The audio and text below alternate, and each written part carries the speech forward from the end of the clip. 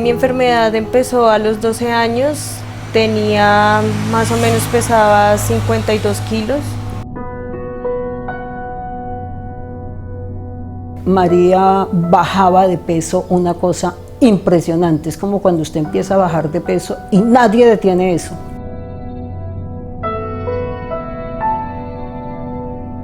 Tenía 17 años y llegué a pesar 19 kilos.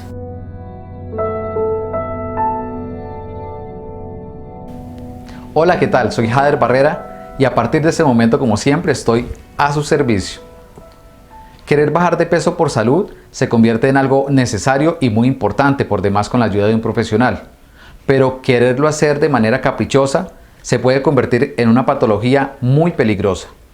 Hoy conoceremos el caso de María Camila, una adolescente que por culpa de la anorexia estuvo a un paso de la muerte.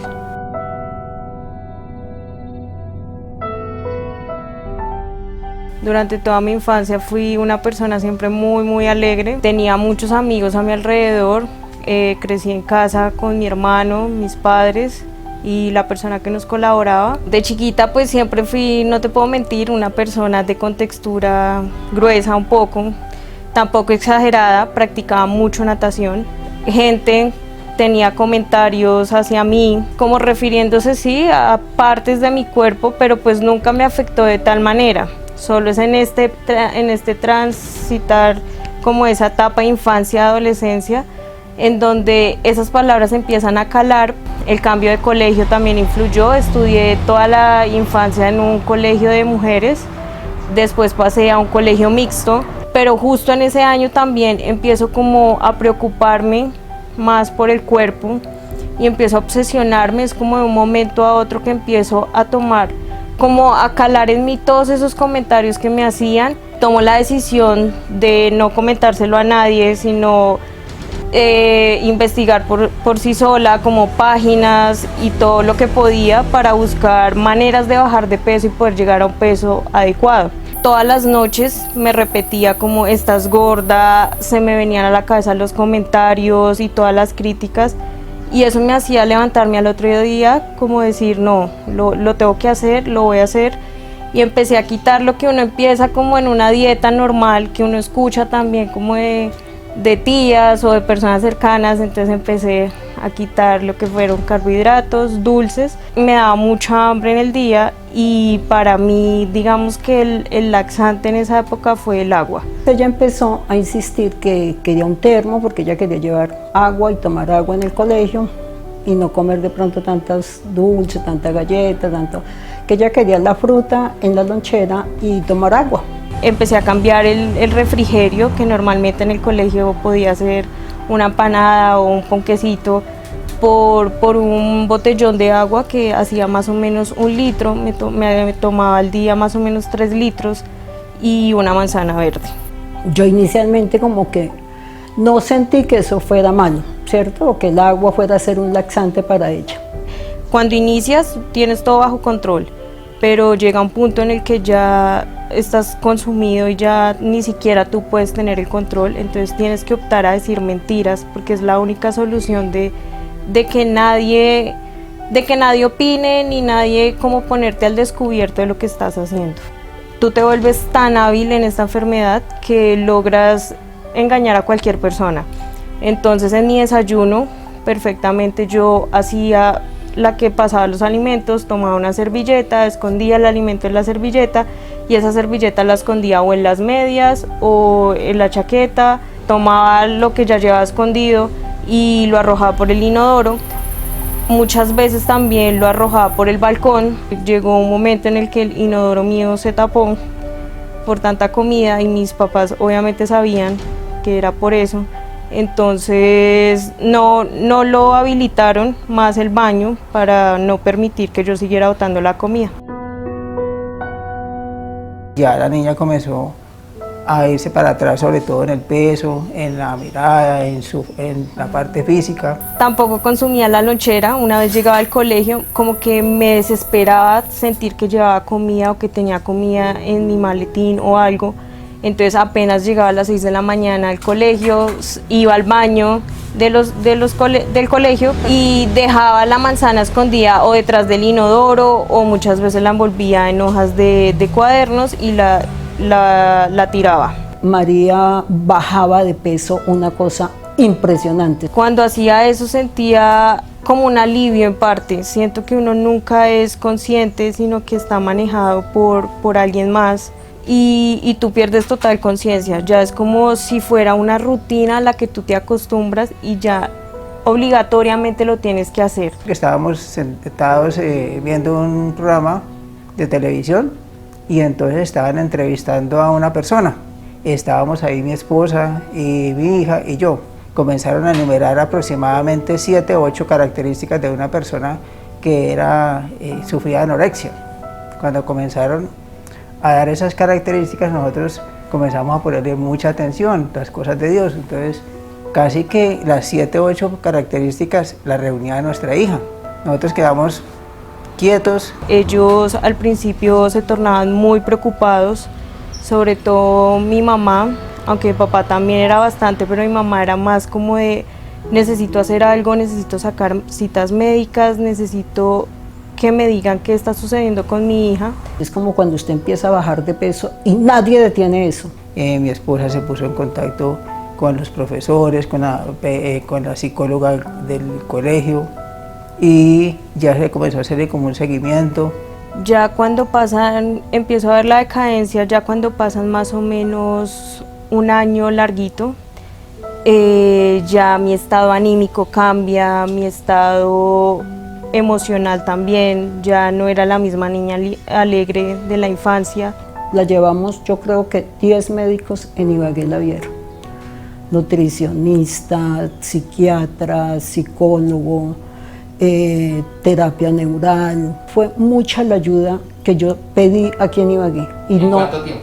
Diga usted, en 6 meses. Mis niveles de electrolitos se habían bajado. Se le bajaba sodio, se le bajaba el potasio, se desmayaba, perdió muchos nutrientes, eso afecta demasiados órganos.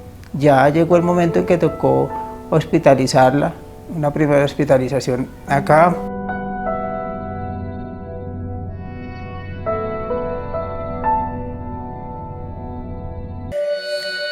Me costó muchísimo aceptar que necesitaba ayuda sobre todo psiquiátrica, porque uno en esa época piensa que los psiquiatras, tú relacionas la palabra psiquiatra con está loco. Llegó un momento en que yo me estresé tanto que yo les dije a los médicos, yo no voy a perder más el tiempo con ustedes, ustedes no conocen esta patología. Yo misma decía, yo voy a cansar a todos los médicos para que ninguno me preste ayuda y se cansen primero ellos que yo. Créame que cuando llegó a 19 kilos, a mí me daba impresión abrazarla a Jader. Yo lo hacía, pero yo sentía morirme y caerme, irme al suelo cuando la abrazaba, porque yo sentía cuando la abrazaba que eran puros huesitos lo que estaba cogiendo. Fue dura porque en parte como que no lo entendía. Yo decía, los enfermos son los demás, yo no estoy enferma, porque nunca eres consciente. Siempre veía cosas diferentes a la realidad. Eso fue supremamente duro. Mi mundo, mi vida durante esos 5 años y medio de la enfermedad fueron solo mentiras que muchas veces yo las inventaba y me las creía. Buscamos ayuda en otras ciudades como es Bogotá. Nos vamos a Bogotá y allá encontramos una clínica especialista en salud mental. Me internan ahí. Salía, es como que se vuelve un laberinto sin salida y un vaivén en donde tú recuperas 2 kilos estando interno, sales, pasa una semana y pierdes 4. Uno hay ratos que no se podría pensar, pero bueno, ¿qué es lo que hemos hecho mal, cierto? Es como lo primero que uno piensa. Yo pensaba eso, ¿en qué fallé yo? ¿Sí? Tal vez no estuve el suficiente tiempo con mi hija, tal vez mucho tiempo ella en el colegio. Le expreso a mis papás que el tratamiento no estaba funcionando, yo era consciente porque hacía muchas trampas para que el tratamiento no funcionara. Entonces regresamos nuevamente a Ibagué. Tenía muchos estados de depresión, tenía bastantes. Siento que es una patología que no viene sola, es un cúmulo de patologías en donde el mismo estado, la misma decadencia de tu peso, de la falta de energía, te lleva a un estado depresivo. Tuve muchos intentos de suicidio también en esta parte. La anorexia es un espíritu maligno que se apodera de los cuerpos de estas niñas y es una voz que le dice tiene que morir, no come, no come, no come, muera, muera, muera. Optaba por liberar tanta presión y tanto cúmulo de cosas, cortándome, haciéndome daño, porque tu autoestima también queda muy por el piso. Esas eran las palabras porque ella siempre me lo manifestaba, esa voz no me deja. Yo, María, ¿cuál voz? La voz, yo tengo que morir. Cuando te digo que toco ese fondo, es cuando llego a la unidad de cuidados intensivos, ya estoy con un tubo de tórax, conectada a aparatos, la cabeza le pesaba mucho a mi cuerpo, estaba en 19 kilos, no me podía valer por sí sola. Nosotros casi que vivimos 5 años en unidades de cuidados intensivos, en hospitales. Me llegaron a poner los santos óleos. Las enfermedades mentales es como abrir la cabeza y muévele los cables para cuadrárselos. O sea, casi que una cosa imposible de manejar. Todo sucede más o menos en una semana en donde Dios les regala a mis papás lo que tanto le pidieron, que fue un milagro. Y eso fue lo que me hizo salir adelante. Estoy en la UCI, por medio de un sueño llega mi abuelito materno, que fue como el intercesor, y gracias a él fue como la manifestación de ese milagro. Llega un enfermero, me dice como no hay quien te bañe hoy, te va a tocar hacerlo por ti sola, te va a desconectar y vas a tomar una ducha. Entro al baño, volteo a mirar a la izquierda y hay un espejo y es donde logro ver la realidad, o sea, tocaba mi rostro, tocaba mi cuerpo, tocaba todo y yo decía, hasta no puedo ser yo, tocaba el espejo de hecho, como tratando de ver que esa no era posible que fuera yo, y empiezo a llorar frente al espejo porque no me reconozco. Me bañé súper rápido, volví a la cama, me conectaron, llegó esa mañana mi mamá. Empiezo a contarle todo lo que ha sucedido, empiezo a contarle las trampas, las mentiras, que no consumía los medicamentos, todo lo que hacía.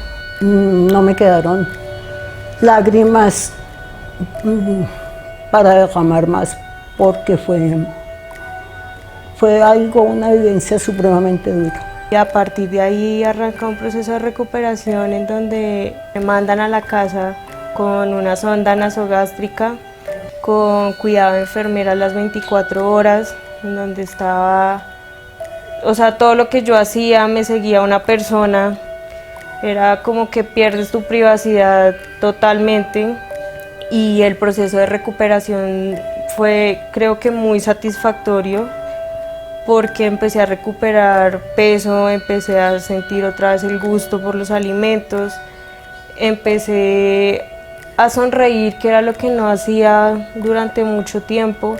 La esencia divina fue la que nos colaboró y nos ayudó a salir. La decisión de plasmar toda mi vivencia en un texto literario comienza una vez reconozco que la grandeza de Dios, no creía en Él durante mi proceso. De hecho, reté muchas veces a Dios, reté muchas veces la muerte, reté todo, y Dios me demostró como que el último en tener la palabra soy yo, y si yo decido que estés acá es por algo. Hay veces quise dejar ese pasado allá, pero María Camila siempre insistió en hacer su libro para mirar cómo puede ayudar a otras niñas que pasan por esa misma enfermedad, porque son muchas las niñas que pasan esta enfermedad y muchas veces en silencio. Y inicio ese caminar de empezar a escribir, no tenía la experiencia, de hecho estudié una cosa totalmente diferente relacionada a escribir, pero me sentía con un compromiso en parte con Dios y con lo que había hecho, hasta que llega un punto en el 2015 en el que ya mi texto va tomando forma, ya voy viendo más páginas, y finalmente para el 2019 logro culminar todo el escrito, lo mando a revisión y es en el 2020, en donde se ha hecho realidad tanto esfuerzo.